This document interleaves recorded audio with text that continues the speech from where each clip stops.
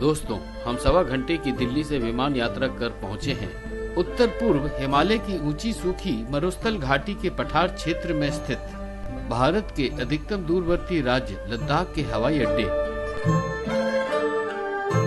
Kushok, Bakula, Rinpoche terminal Leh पर। यहाँ का हवाई अड्डा समुद्र सतह से 10,560 फीट की ऊंचाई पर भारत के सबसे ऊंचे घरेलू सार्वजनिक हवाई अड्डों की सूची में स्थान रखता है। वातावरण में सूखापन, तापमान 4 डिग्री सेल्सियस और ऑक्सीजन में 33% गिरावट ऊंची सूखी मरुस्थल घाटी का संकेत हमें स्पष्ट रूप से यहाँ पहुंचकर महसूस होने लगता है।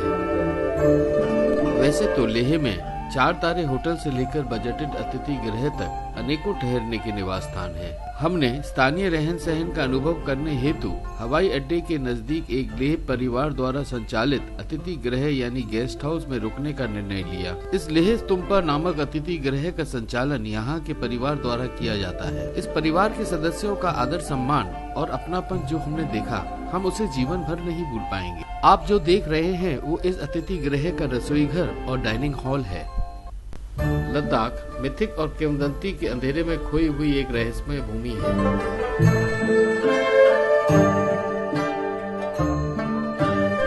और इसका प्राचीन लिखित इतिहास हमें पुरानी कथाओं से ही प्राप्त होता है। लद्दाख के कई हिस्सों में पाई गई चट्टानों पर प्राचीन नक्काशी इस बात का संकेत देती है कि ये क्षेत्र नवपाषाण यानी न्योलिथिक काल से, जो लगभग 30,000 साल पहले सन 10,000 ईस्वी पूर्व का है, से बसा हुआ था।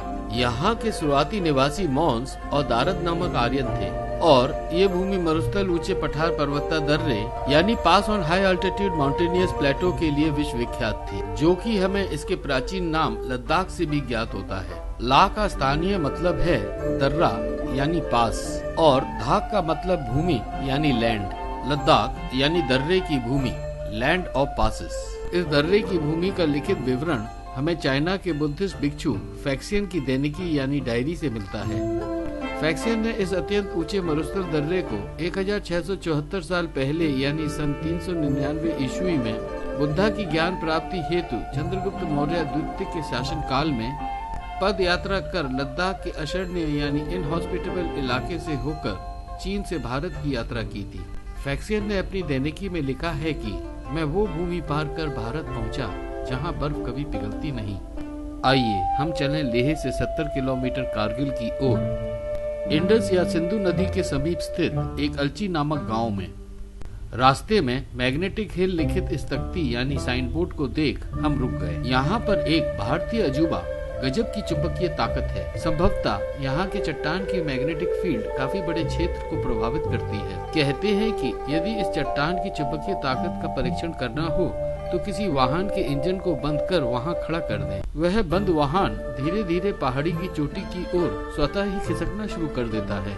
मैग्नेटिक हिल से थोड़ी दूरी पर हम पहुँचे इंडस यानी सिंधु नदी के पास। ये नदी चीन अधिकृत तिब्बत के पठार क्षेत्र में पवित्र मानसरोवर झील के आसपास प्रवर्तित होती है और लद्दाख, गिलगित और बाल्टिस्तान पहुंचकर दक्षिण की ओर बहती हुई पाकिस्तान की पूरी लंबाई तय कर कराची के पास अरब सागर में विलय हो जाती है।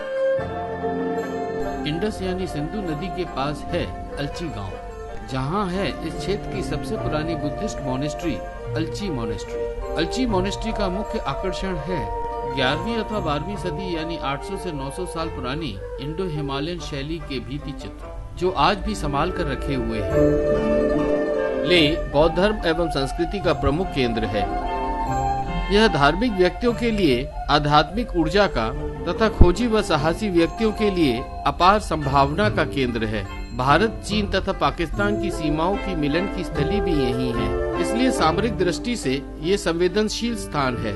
आज के दिन हमने खारदुंगला जाने के अभियान का निर्णय लिया है। खारदुंग दर्रा संवेदनशील होने के कारण हमें यहाँ जाने के लिए लेह लद्दाख उपायुक्त के दफ्तर से आज्ञा पत्र यानी परमिट लेना पड़ता है, जिसे साउथ पुलू नामक चेक पोस्ट पर दिखाकर आगे जाने की अनुमति मिलती है। हम हैं समुद्र सतह से 18,380 फीट की ऊंचाई पर स्थित खारदुंगला। खारदुंगला का स्थानीय मतलब है निचले महल का दर्रा यानी पास ऑफ लोअर कासल।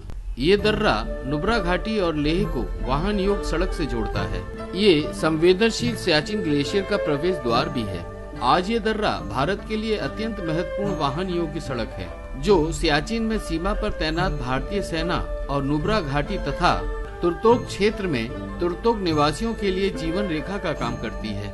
यहाँ पर आकर बिना वृक्षों का परिदृश्य यानी लैंडस्केप, वातावरण में असाधारण सूखापन, ऊंचाई के कारण प्राणप्रद वायु यानी ऑक्सीजन में कमी को देख किसी भी दृष्टिकोण से डरावना लगता है। साहसी यानी एडवेंचरस पर्यटकों के लिए ये स्थान स्वर्ग है। इस धरती के इकलौते तुंग पठार पर कई हजार फीट ऊंचे बर्फीले कतार के पर्वत बहुत ही मनमोहक लगते हैं। लेह लद्दाख में साल भर पर्वतीय शिखर बर्फ से ढके रहते हैं, जबकि मैदानी भाग मरुस्थल यानी रेगिस्तान है। सुंदरता, रहस्य, धर्म एवं विचित्र शांति का ये क्षेत्र पर्यटकों को मोह लेता है। लेह से 70 किलोमीटर का अन्तर्व्यास का गोला बनाया जाए तो लद्दाख के सभी महत्वपूर्ण मठ व महल इसमें आ जाते हैं। आइए आज हम चलें लेह मनाली मार्ग पर। इस मार्ग पर शे महल तथा मठ, थिक्से मठ तथा हेमिस मठ हैं। ये सभी मठ बहुत ही महत्वपूर्ण तथा लद्दाखी जीवन का आधार हैं। हम हैं लेह से 45 किलोमीटर दूर इंडस नदी के उस पार हेमिस गांव में स्थित हेमिस मठ के प्रांगण में। यहाँ भगवान बुद्ध की सुंदर मूर्तियाँ हैं। ये मठ 11वीं शताब्दी से पहले का तिब्बत तांत्रिक बुद्धिस्ट शैली का है। इसे 1672 यानी 340 साल पहले लद्दाखी नरेश सिंगे नामग्याल ने पुनः प्रतिष्ठित किया था। यहाँ पर बहुमूल प्राचीन बौद्ध धर्म ग्रंथ पर लिपि तथा बुद्धा और अन्य भगवानों की भित्ति चित्र आज भी संभाल कर रखे हुए हैं। ये गोम्पा यानी मठ स्थानीय कला का उत्तम उदाहरण है। इस मठ की चित्रकारी व मनोहारी रंग पर्यटकों का मन मोह लेते हैं। आइए हम चलें लेह से 134 किलोमीटर लद्दाख पर्वत श्रृंखला के उस पार स्थित पेंगोंग पठार के इलाके में। पेंगोंग पहुंचने के लिए हमें चांगला यानी चांग दर्रे से होकर घाटी के उस पार जाना होता है। ये है चांग दर्रा। इस दर्रे की ऊंचाई समुद्र सतह से 17,586 फीट की है। आपके सामने है यहाँ स्थापित एक देवस्थल जिसे चांगला बाबा के नाम से जानते हैं। चांगला बाबा के दर्शन कर हमारी यात्रा बर्फ के बीच रास्ते से होकर आगे बढ़ी। चांग दर्रे के उत्तर की ओर नीचे उतरने पर हमें बर्फ से ढकी एक नदी मिली। इस प्राकृतिक चमत्कार को देख हम नतमस्तक हुए बिना न रह पाए। अब हम 5 घंटे की यात्रा कर समुद्र सतह से 14,000 फीट की ऊंचाई पर स्थित चांगवांग नामक मरुस्थल घाटी पर आ पहुँचे। क्या सामने आप जो देख रहे हैं वो आपको चीर परिचित सा नहीं लगता? हाँ, ये है पेंगोंग तस्सो यानी पेंगोंग झील। ये झील इतनी विशाल और आकर्षक है कि यहाँ आमिर खान की प्रसिद्ध चलचित्र 3 इडियट का छायांकन हुआ था। हिमालय की हसीन वादियों में 14,270 फीट की ऊंचाई पर पेंगोंग तस्सो के आकर्षण में साहसी पर्यटक यहाँ खिंचे चले आते हैं। तस्सो का स्थानीय मतलब है झील यानी लेक। धरती पर रहकर स्वर्ग के दर्शन करने हो तो पेंगोंग तस्सो से बेहतर जगह शायद ही दूसरी होगी। यहाँ पर हिमालय पर्वतमाला का इस तीव्र शांत नीली झील में बदलते रंगों का दृश्य भीष्मकारी यानी ब्रेथटेकिंग है। गगनचुंबी पर्वतों की सुंदरता से परिपूर्ण पेंगोंग सरोवर में रुईनुमा बादल इतने नजदीक होते हैं कि लगता है जैसे हाथ बढ़ाकर उनका स्पर्श किया जा सकता है। ये झील 134 किलोमीटर लंबी और 5 किलोमीटर चौड़ी है। इस झील का 60% हिस्सा चीन अधिकृत तिब्बत में है। यहाँ हिंदुस्तान और चीन के बीच सीमा विवाद अक्सर सुर्खियों में रहता है। इस क्षेत्र ने 1962 के भारत चीन युद्ध को देखा है। आज भी यहाँ हिंदुस्तान और चीन के बीच सीमाओं को लेकर तनाव रहता है। इसलिए ये स्थान सामरिक दृष्टि से संवेदनशील है और यहाँ आने के लिए लेह लद्दाख उप आयुक्त के दफ्तर से आज्ञा पत्र यानी परमिट लेना पड़ता है। इस झील का पानी समुद्र के पानी जैसा नमकीन है अथवा इसकी सूक्ष्म वनस्पति यानी माइक्रो वेजिटेशन बहुत ही कम है। कड़े खोल वाले जीव के अलावा इस झील में कोई मछली या अन्य जल जीवन नहीं है। फिर भी हमें झील की सतह पर कई प्रकार की बतख और समुद्र काक यानी सी गर्ल्स देखने को मिलती हैं। इसका मुख्य कारण झील के आसपास दलदल में झाड़ झंकार और 12मासी जड़ी बूटियों की प्रजातियां जिनका ये पक्षी सेवन करते हैं।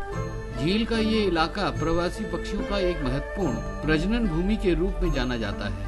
रात को हमने इस स्थान पर स्विस टेंट में बसेरा किया और रात का तापमान -20 डिग्री सेल्सियस को झेला।